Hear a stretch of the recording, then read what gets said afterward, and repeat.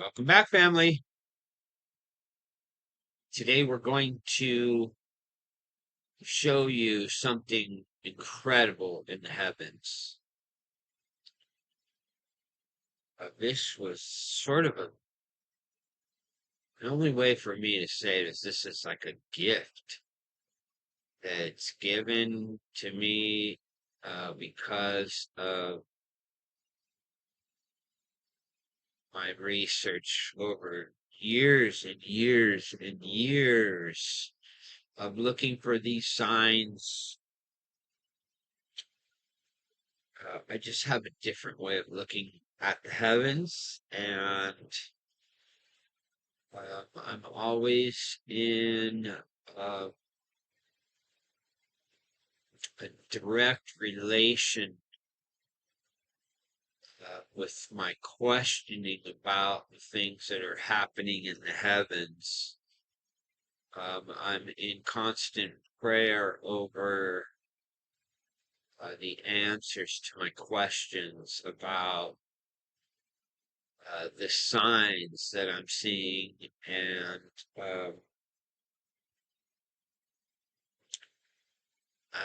the only way for me to say it, fam, is this just dropped in my lap like a gift. And I have to bring this forward to the body because it's extremely amazing. And I'm interjecting this. This is actually part of our current series that we're doing. But this is such a I'm going to probably take 2 videos just to develop this out. But it is part of our current watch and our current discussion of the triumphal entry. Because as we all know, this wedding at Cana happened just before that. And because this sign begins to develop immediately in the heavens, I wanted to come on today and bring that forward as quickly as possible so that it's a timely fashion and we can actually watch this transpire in the heavens. Literally, anybody can jump on Stellarium and witness these things, or in many cases, if you are watching the stars at night, you can literally watch these things transpire. Now, with the some of the signs that I'm going to show you, you have to use Stellarium to see the alignments. But I believe I was shown something in the heavens, and I want to bring that forward to the body of Messiah. This is the miracle of the 6 jars. Again, welcome back. If you're new to our channel, we hunt the Mazeroth for the discoveries of the scriptural evidence in the heavens. We're looking for the signs in the sun and the moon and the stars. And we take an ancient perspective of the Mazeroth. If you're new to the channel or you're new to the Mazeroth, I would begin by going to my series called Mazeroth 101. And you can also look at my Mazeroth calendar decoded. And those 2 series will help you get off to a better understanding of what we're doing here in this breakdown of the Mazeroth and what our goal and purpose is here with this channel on YouTube. It's very important to have you have to have a grasp of what I'm presenting. And if you don't understand the Mazeroth, then you won't, you'll make an assumption that this is astrology, which it has nothing to do with astrology. So if you're new to the channel, we do not participate in astrology here. What we are doing is showing the ancient understanding of the heavens before there was ever astrology. This goes back, I have evidence, family. This is evidence with Göbekli Tepe that the Mazeroth calendar is shown on the vulture stone. The 364-day calendar, the Mazeroth calendar, is shown on the vulture stone, and the archaeologists say that based on multiple ways of testing, that ancient location in modern Turkey is over 13,000 years old. So anybody saying that the Mazeroth or the Enoch calendar, the 364-day star calendar, is a modern invention or a new thing or a Jewish thing or any of those things, even a Babylonian or a Sumerian thing, I'm sorry. This is provable evidence that the Mazeroth is the most ancient calendrical system and also the most ancient way to understand the sun, the moon, the stars, and all of these heavenly bodies. So if you're new and you're just getting to this channel and you want a deeper grasp of what we are showing, it's vital to go to my Mazeroth 101 series and the Mazeroth calendar series, Mazeroth calendar decoded, because that's going to give you a little bit of a foundation, and then it'll allow you to follow along and you won't have so many questions about the things that I'm showing in the heavens. I have over 20 years of doing this research and over 15 years of using stellarium and other star mapping software. And so if you're new to this, you're going to have a difficult time keeping up with the things that I'm presenting to the body of Messiah. So I just wanted to begin there.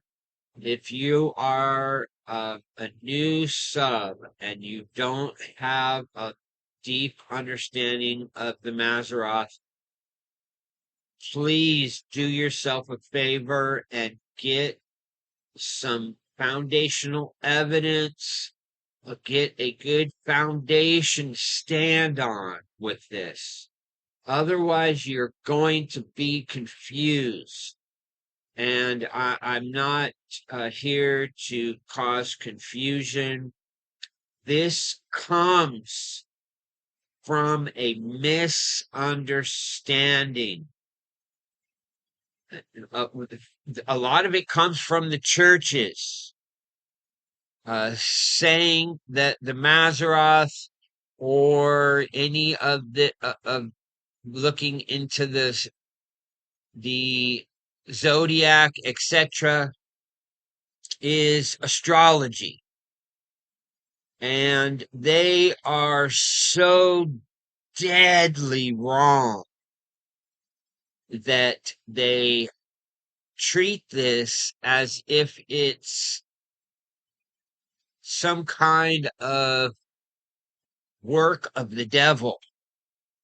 And you're giving power to the enemy and acting like the devil made these houses, these stars, these signs, etc. And that this is 180 degrees from the truth.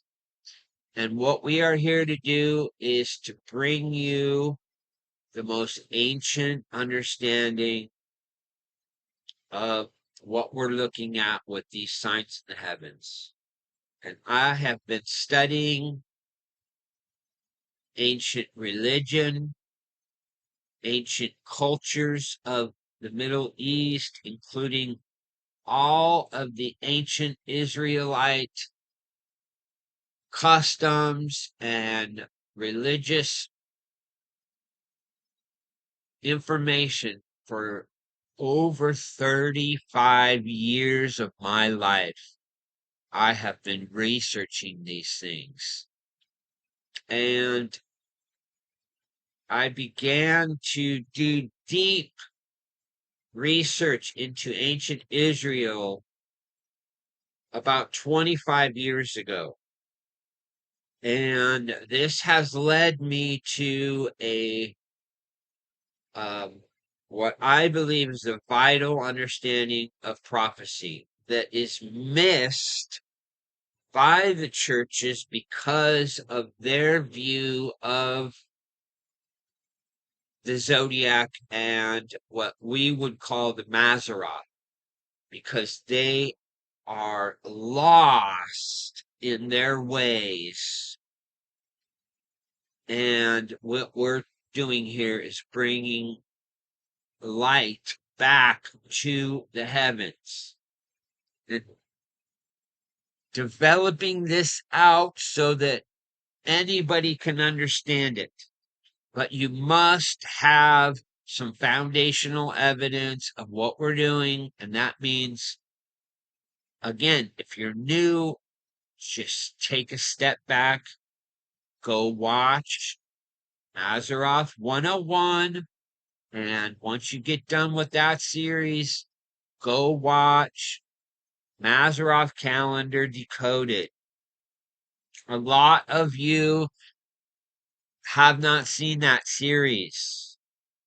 And if you are watching other so-called watchmen, and I'm not dissing anybody or saying anything bad about anybody here, I'm making a broad stroke.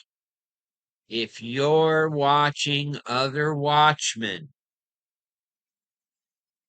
and they do not understand precession of the equinoxes, how the houses of the zodiac or the Mazeroth, these are the timekeepers, not calendars, not day counts, not anything other than the houses of the Mazeroth. And we have a moving, adjusting calendar based on when the sun and the moon and the stars align. Not the sun, which is a 365.24 day count, not the moon, which is a 354-day count. Neither of those calendrical systems align with Enoch. Because if you read the book of Enoch or Jubilees, then you will see that this is a 364-day star calendar. And the only way that that works is if you understand the stars and the houses of the Mazeroth. So, in order for you to truly grasp what I'm presenting, you need to go back and get some foundational evidence. And if you've been following along for a long time, then you already know. You've already witnessed the things that I've been showing.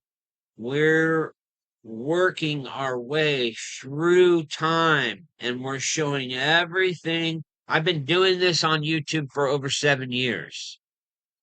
You can go back to my old channel, Kadash _ culture, CHADASH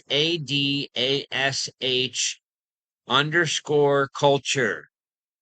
This was all about ancient Israelite customs and the signs that I found in the Mazeroth that were literally presenting the prophecies of the heavens that are in Scripture. We can witness those things happening right in front of our faces.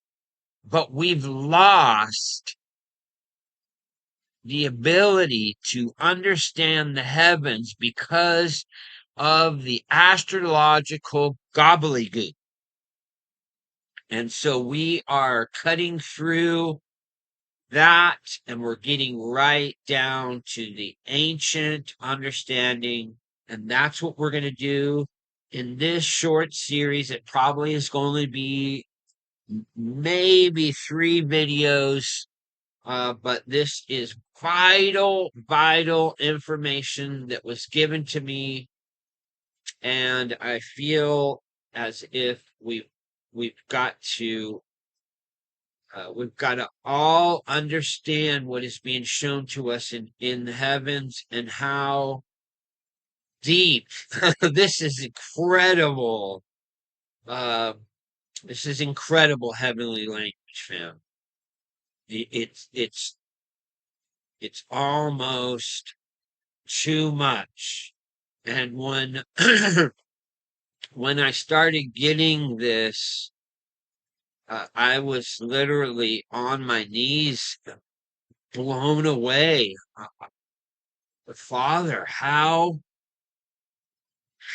did I miss this? Number one, but how deep does this go?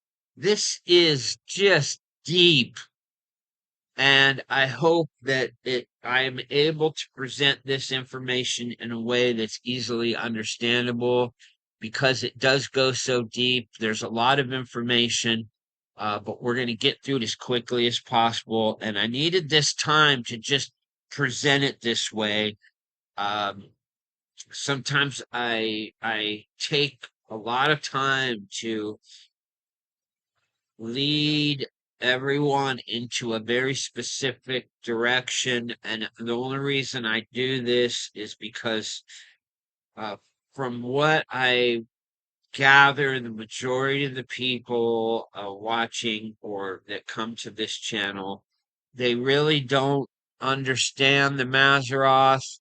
What they're really looking for is somebody to give them a rapture date. And that's not what this channel is for. We're not presenting rapture dates. What we're showing you is the signs and the sun and the moon and the stars that will lead us right to that point. And you have to understand what's happening in the heavens if you want to be led by the heavens to that marriage and to that wedding supper. Otherwise, just go back to your church, and hopefully your pastor will be able to pay attention to what's really going on. But unfortunately, that's not the case in I believe over 99% of the churches. It's pacification for the babies. Everyone needs to go through the baby stage that you suck on the milk. But there comes a point when you need the meat in order to gain the wisdom and have the strength to be able to bear what you're about to witness and also understand. So I'm going to take a quick break. I'll be right back, and we're going to get into this. Okay. So there's a lot of working pieces to this sign.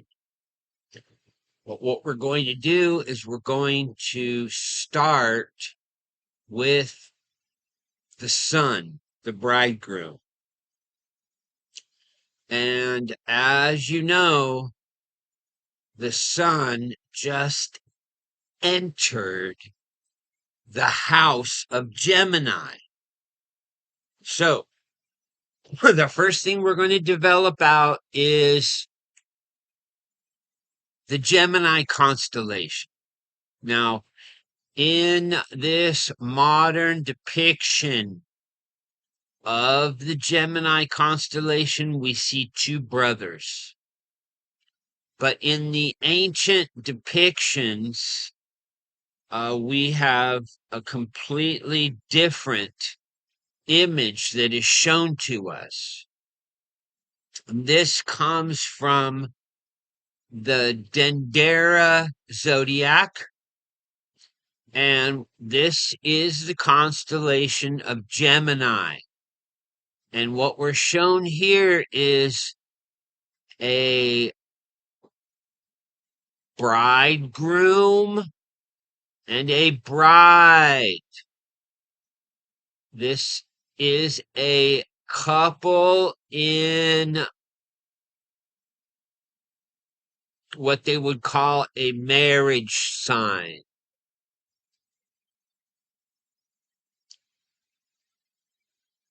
And here is the actual star sign from the Dendera zodiac showing the Pharaoh and his bride. This is Castor and Pollux. This is not shown to us in the ancient depictions as two brothers. It's shown to us as a bride and a bridegroom. And we can see here on the Dendera zodiac, right here in this highlighted section, the Gemini constellation, and we can see this image that I showed to you last, which is that Gemini is a bride and a bridegroom, not two brothers.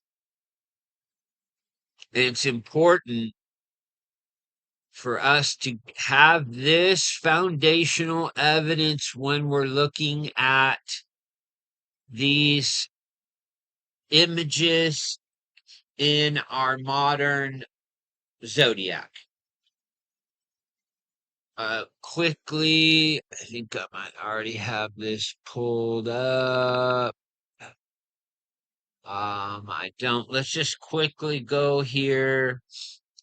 This is the Gemini constellation.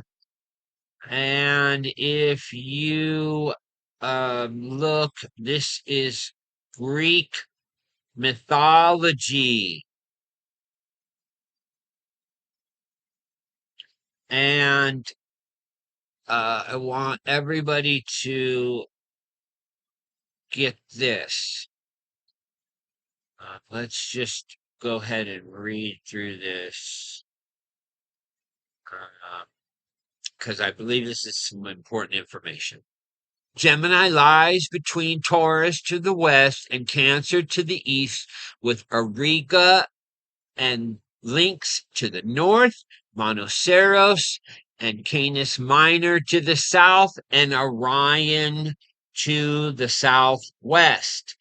In classical antiquity, Cancer was the location of the sun on the northern solstice, June 21st. During the 1st century AD, axial precession shifted it into Gemini. In 1990, the location of the sun at the northern solstice moved from Gemini into Taurus, where it will remain until the 27th century AD and then move into Aries. The sun will move through Gemini from June 21st to July 20th through 2062. This is why I say if you don't understand precession of the equinoxes, or what they call axial precession, then you will not have a calendrical system that has any meaning or value when it comes to the heavenly ordinances. Your timekeeping will be off compared to what the heavens are presenting. And so that's where we want to make sure that we understand the axial precession and how it's showing us right here. The sun moves through these houses on a different time schedule depending on the precession of the equinox. So we have to make adjustments and we have to watch. That's why there were ancient stellar priests throughout history, because it was the job of these watchmen on the high tower to pay attention to the signs in the heavens. You had other watchmen that were looking at other things, but these stellar watchmen in the high tower, they had a very specific purpose. And this is what I'm trying to present to you, is a deeper understanding of how the heavens timekeeping works, not this person's calendar or this religion's calendar or that religion's calendar, or the time keeping of astrology or any of. They're all corrupt. All of them are corrupted, family. And what we're going to do is we're going to prove that out by using these signs in the heavens because this is proof. Okay, so what we're going to do is we're going to be looking at Gemini and the understanding of this house. Each of these zodiacal signs are called houses. And the bridegroom, Messiah, Christ, Jesus, is in the house of the bride and the groom. And the bridegroom entered the house on the 21st. And again, it's going to be the bridegroom. I want everybody to look at this as Jesus entering into the wedding at Cana. We're looking at that right here in the heavens. The bridegroom has entered the house of the bride and the groom. The wedding at Cana. And the bridegroom is giving us a 30-day sign of being within the house of the bride and the groom. And this entire 30-day period can be looked at as the wedding of Cana sign. So I want everyone to get on that understanding first. Castor and Pollux are a bride and a groom. So this house is the house of the bride and groom. And now the son, the bridegroom, our master, has entered this house. Mercury, the messenger, which is all, we can look at this as all of the disciples are there in the house at the wedding. And I thought I had this up. I don't see it. I don't know how I lost that. Let's go. Forgive me for a second, fam. I thought I had this up, and I have to pull this up to 1 through 11. Okay, we're gonna go here. Forgive me. I had this up. I've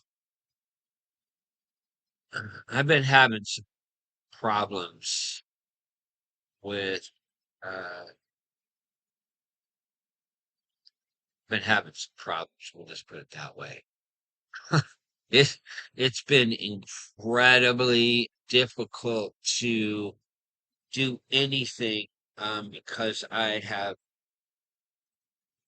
this illness that I have with my infection causes me to completely lose my memory, family. I don't remember a lot of the times what I'm doing.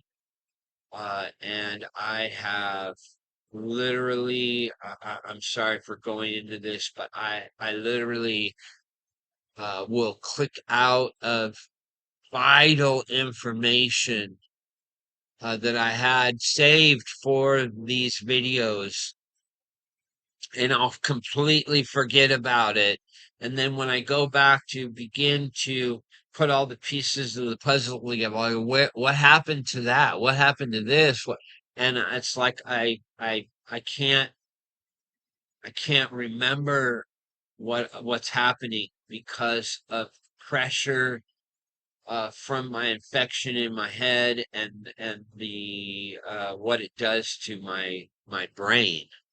Um, so forgive me. I'm doing my best, uh, but it takes extra time, and then I have to explain why these things aren't here. So, but what we're looking at is John chapter 2, verse 1 through 11. I did a post on this in the community section for those of you who have already seen this. You're questioning why I posted this. It's because this is our context for the sign in the heavens. So on the third day, a wedding took place in Cana in Galilee. Jesus' mother was there, and Jesus and his disciples had also been invited to the wedding. When the wine was gone, Jesus' mother said to him, "They have no more wine."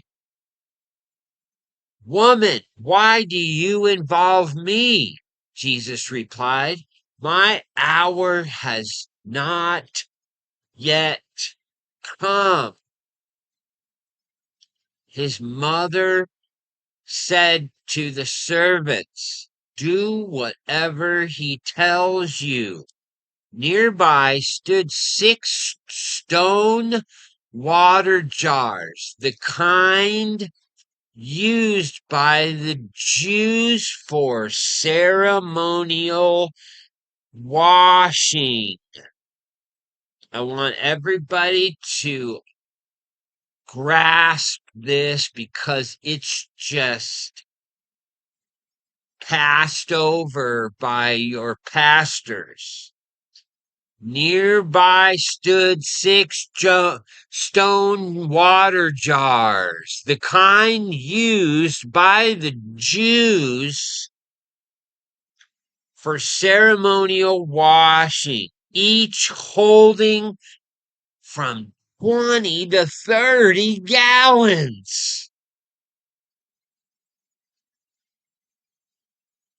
I want everybody to understand that Messiah came from the Essene sect called the Nazareans, or what we get today as a Nazarene.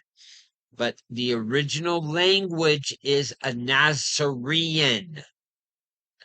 This was a sect within the Essenes, and the Essenes had many sects, just as today we have thousands of sects of Christianity.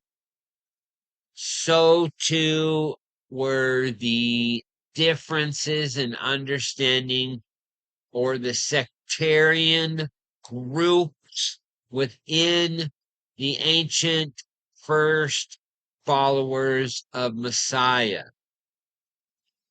The ancient Nazareans were a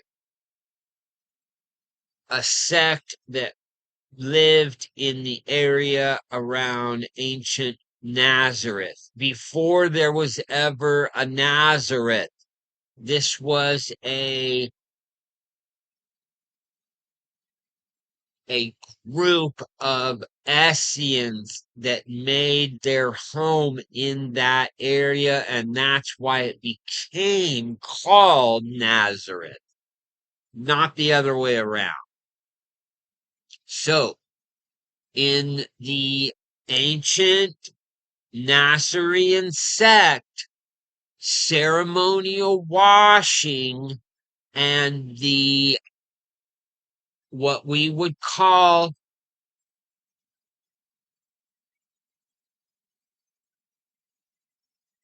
the baptism or the baptism ceremonies were vital, and they were not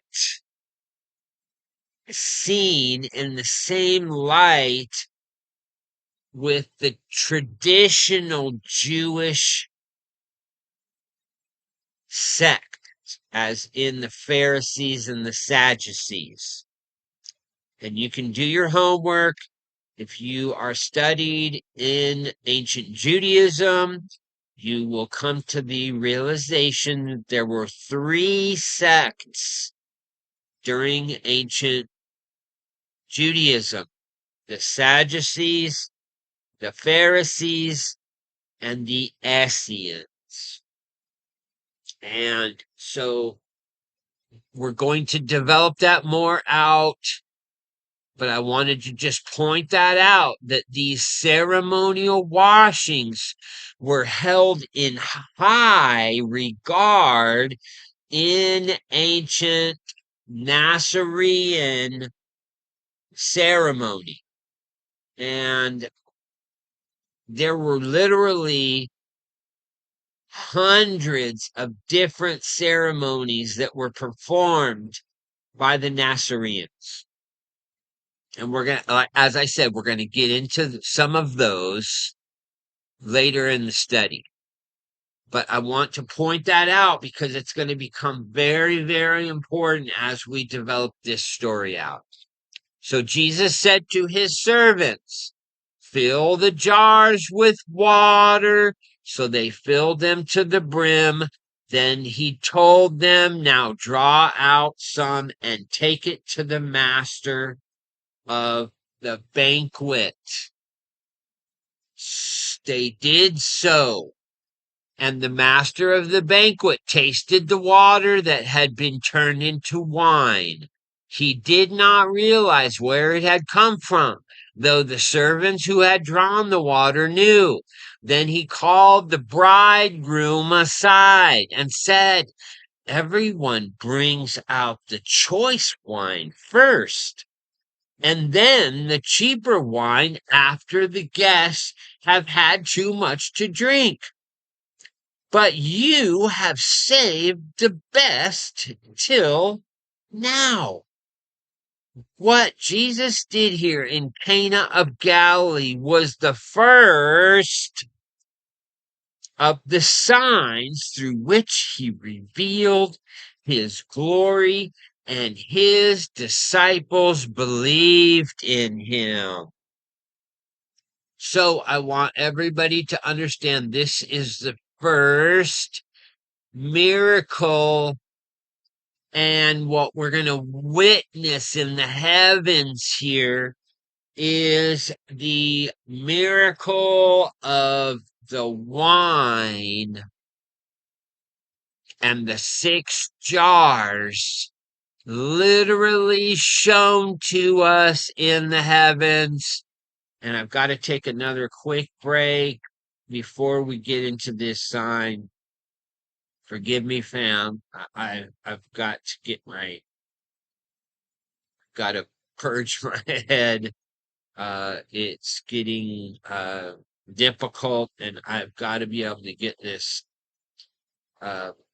cleared out of my head in order for me to finish. So forgive me. I'm sorry. Okay, here we go.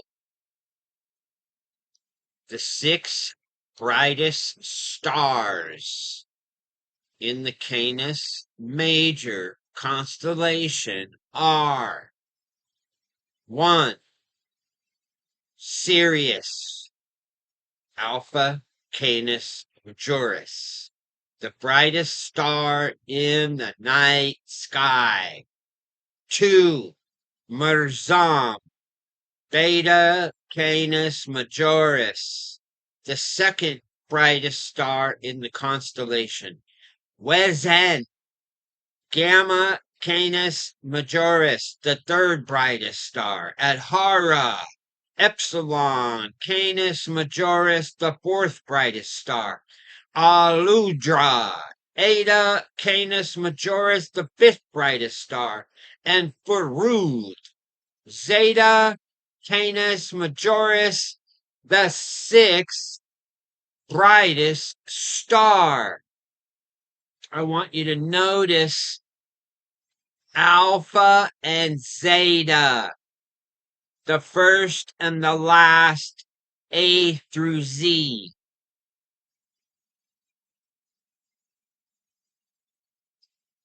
Now, what we're going to do here next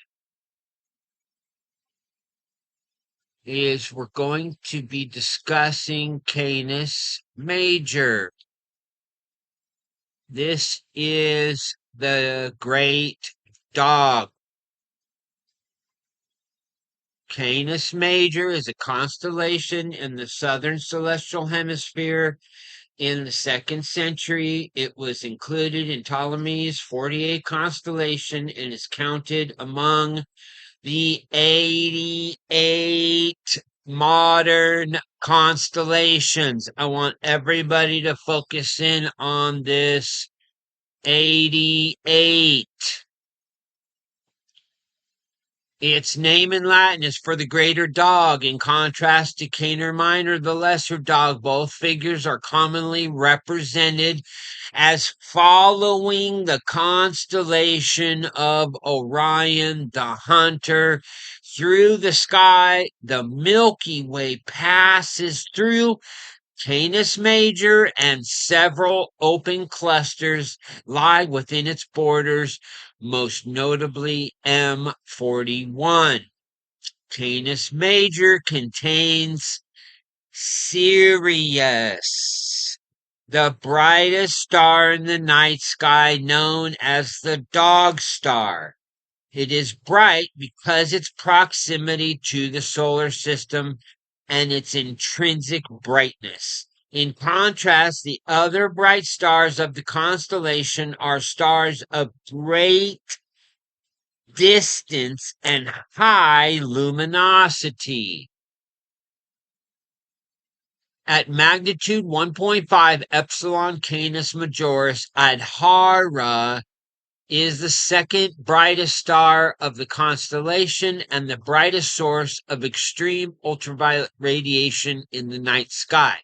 Next in brightness are the yellow-white supergiant Delta Wesen at 1.8, the blue-white giant Beta Mersam at 2.0, blue-white supergiants Eta Aludra at 2.4, and Omicron 2 at 3.0, the white spectroscopic binary Zeta for Rude also at 3.0.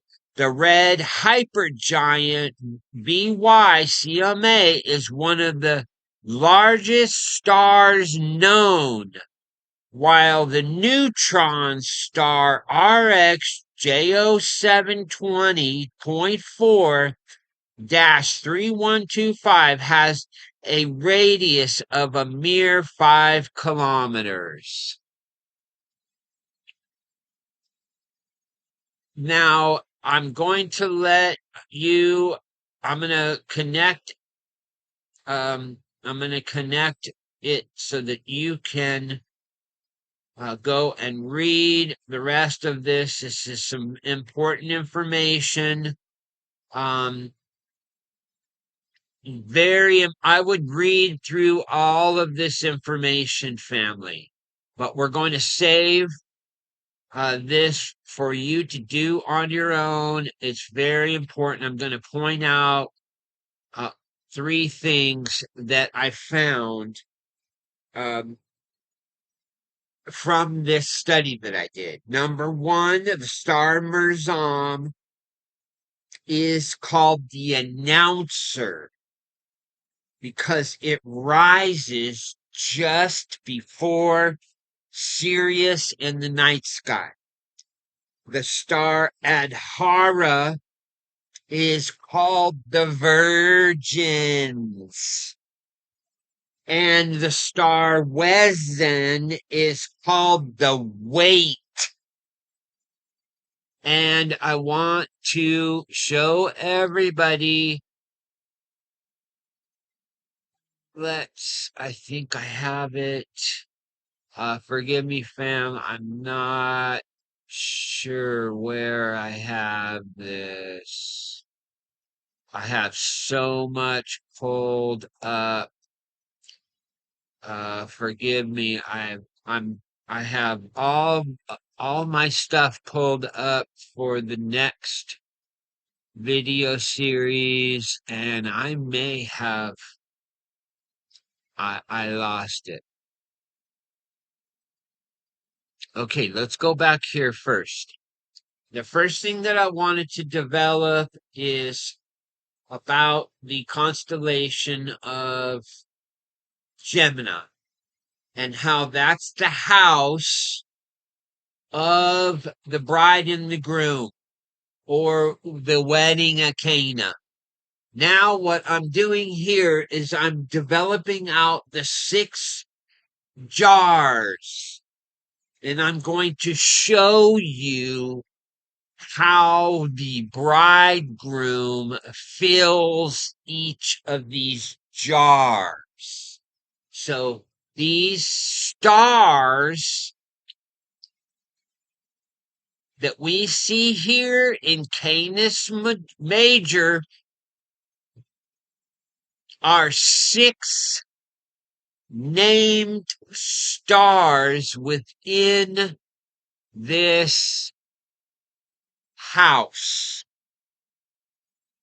So if we look at what a star is, it is a vessel of light.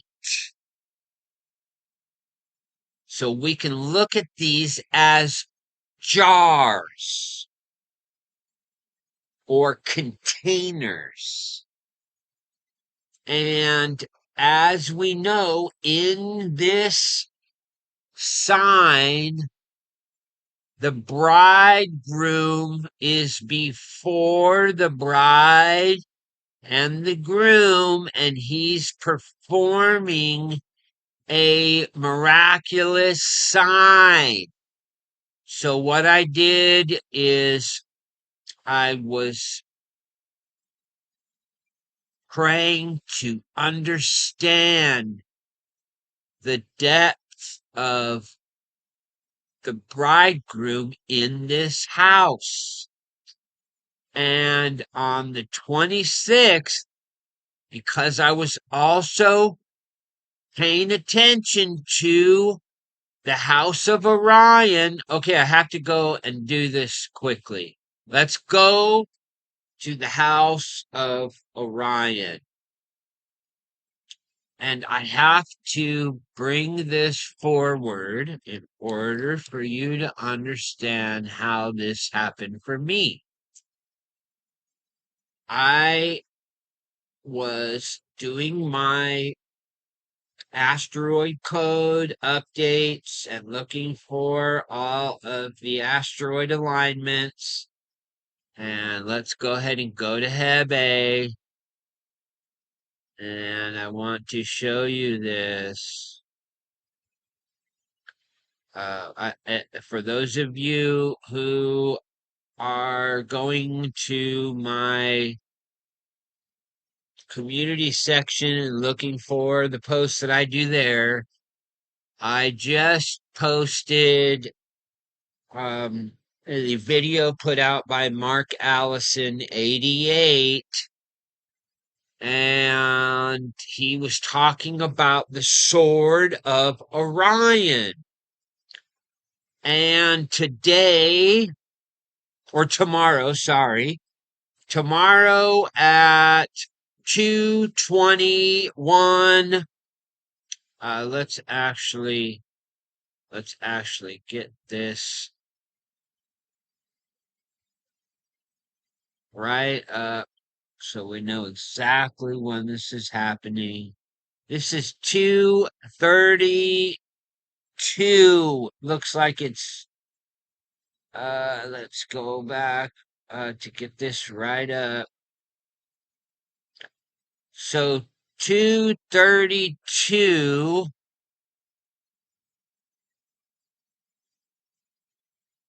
Hebe enters the sword of Orion.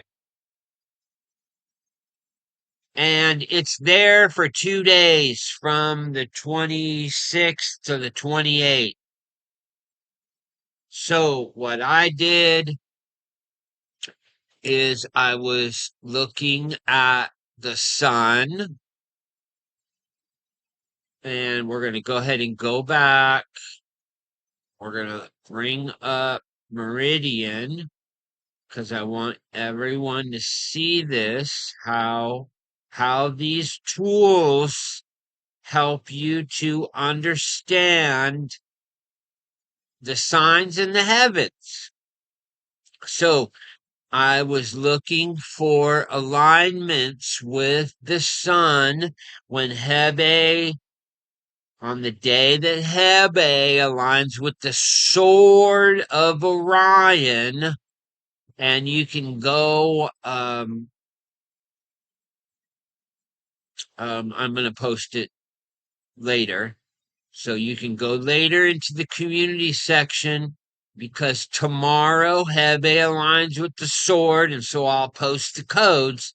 You can look at those codes, and what I found is that on the 26th, we have the sun aligning with this Forud star, Zeta Canis Majoris. And so on 6/26, the sun aligns with the first jar, Forud, and fills up the jar. Then we see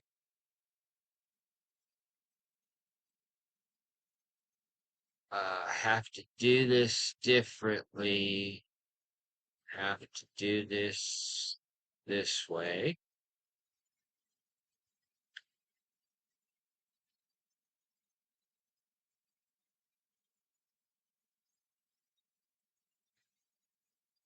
Okay, so now we're going to do is we're going to back out, and we can see that the sun is on meridian here. Let's go ahead and go to the sun.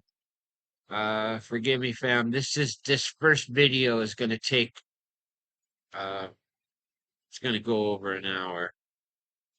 But we can see the sun, and we can see that we're now aligned with the second star, Merzam.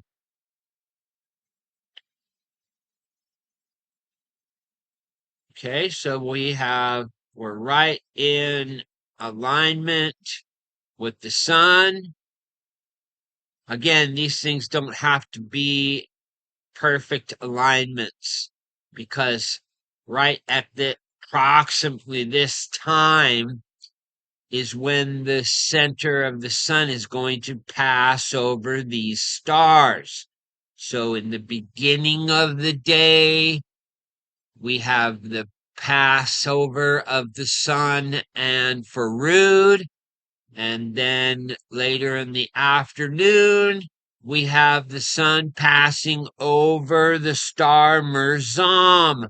This would be our second jar that the sun is filling up. Again, there are 6 named stars in Canis Major, and we are about to witness what is called the Sirius Stargate, and it's all about the sun's alignment with the star Sirius and the Canis Major constellation. And it has direct reference to the solar alignment with Sirius. And I'm going to show you how this adjustment of time, because a lot of astrology and a lot of the things that people are talking about online are slightly off because of precession of the equinox. So I'm going to give you my 2 cents based on the Mazeroth, but I wanted to develop out that there are 6 jars in Canis Major. And on 6/26, the sun is now filling up the first 2 jars. Okay, now what we're going to do is we're going to go to 7/2, and we can see the sun is now aligned with Sirius. So when they say the portal opens on 7/3, they are slightly off. Let's go ahead, and I want everyone to witness this.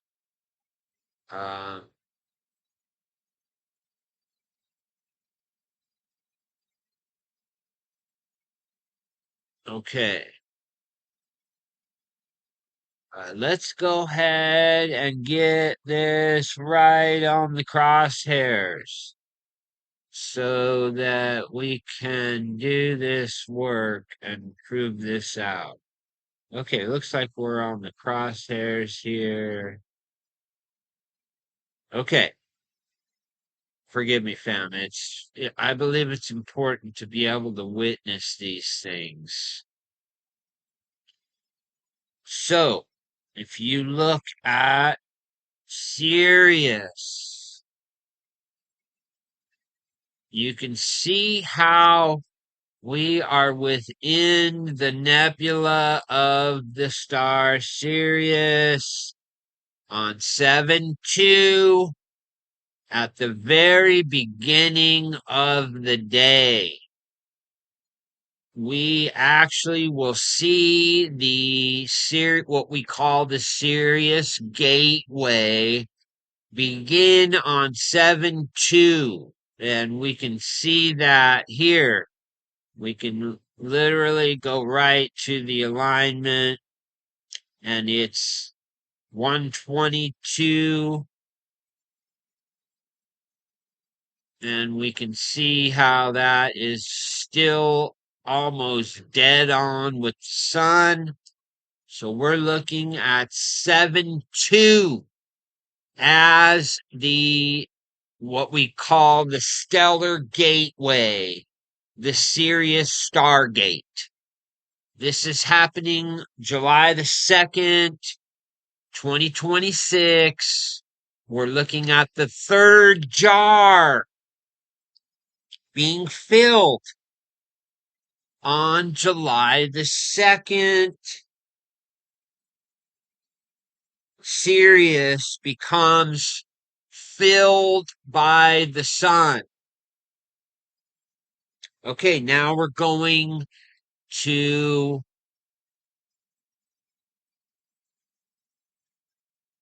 7/5. And I want everybody to pay attention to this Adhara star. And we're going to go here. And we're going to back out. And I want everybody to pay attention. We are right on the crosshairs of the sun. And now we're lined up on 7/5, July the 5th. We have the Adhara star being filled. Family, Adhara is the virgins. This is happening at 1:22 on Meridian. We're looking at the Adhara star being filled by the bridegroom. Okay, now we're going to 7-8.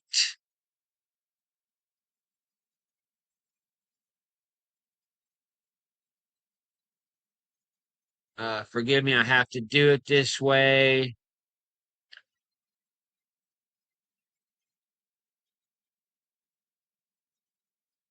All right, fam. 7-8. Notice we are aligned with the Wezen star. And we're looking at the bridegroom lined up with the 5th jar. Wezen. Again, Wezen is the weight. So we have Merzam, the announcer. Then we have Sirius. We all know that as the dog star. Then we have the virgins. And then we have the weight. And finally,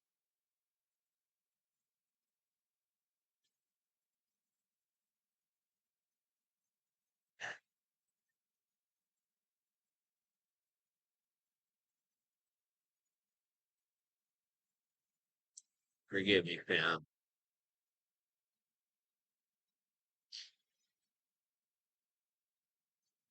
Either past it.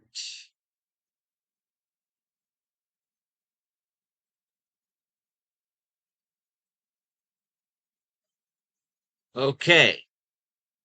Our last jar to be filled is the star Aludra. This is jar 6 being filled on 7-11, family. You cannot make these things up. This is the sun aligning with the 6th jar in the house of the dog. The 6 stars of Canis Major. And we literally have this alignment with the bridegroom in the marriage house. And I want everybody to pay attention to this. And then we're gonna come back and develop out the rest of this story.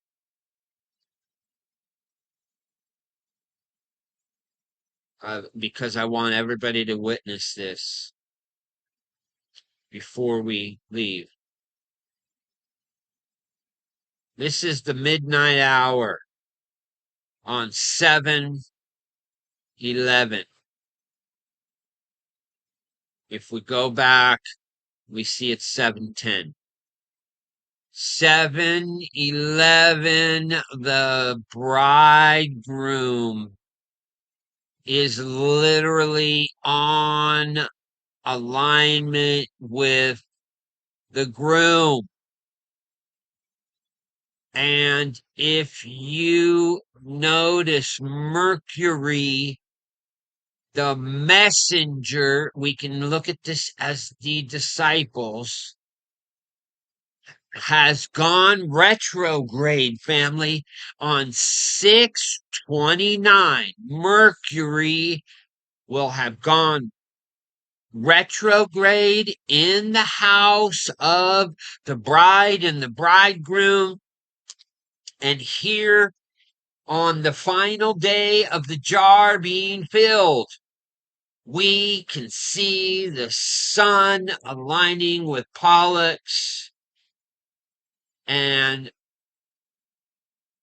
our group of disciples right there before the bride and the groom.